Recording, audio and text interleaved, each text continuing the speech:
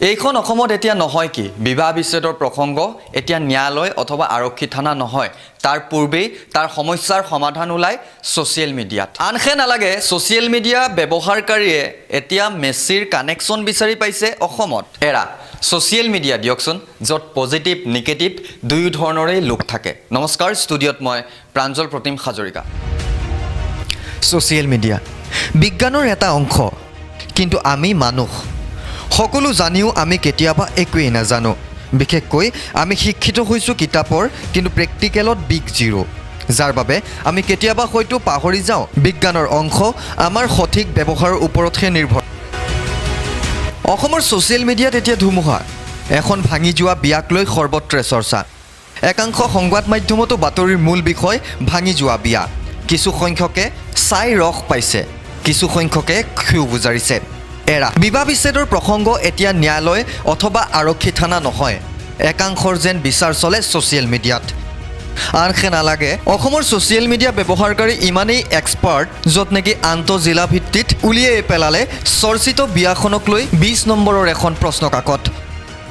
এজনে লিখিছে জোৰোণত কি দিব লাগিব আগতেই কৈ দিবা নহ'লে কেনচেল হ'ব কিন্তু এজনে লিখিছে সম্পৰ্কবোৰ আচলতে চাঞ্চলিকৰ দৰেই হ'ব লাগে দাম কম ফেন বেছি আন এজনে লিখিছে হাউলিৰ কইনাজনী উদ্ধাৰৰ বাবে সংবাদ মাধ্যমৰ কোনোবা এজন আগবাঢ়ি অহাটো এতিয়া নৈতিক কৰ্তব্য হৈ পৰিছে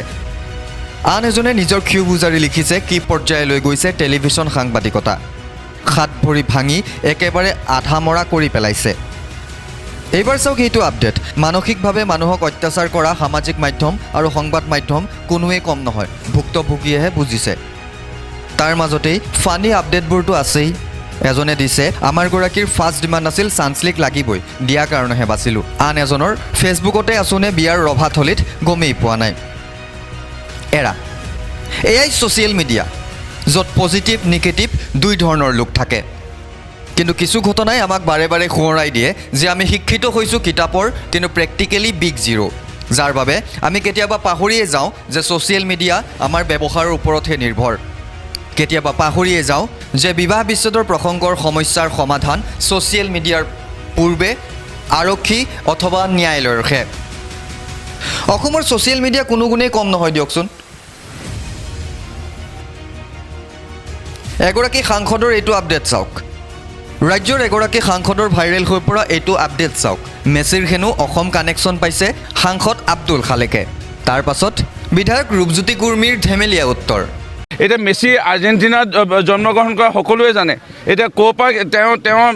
তেওঁ যদি মেছিৰ দেউতাক সেইটোৱে মই সন্দেহ হৈছে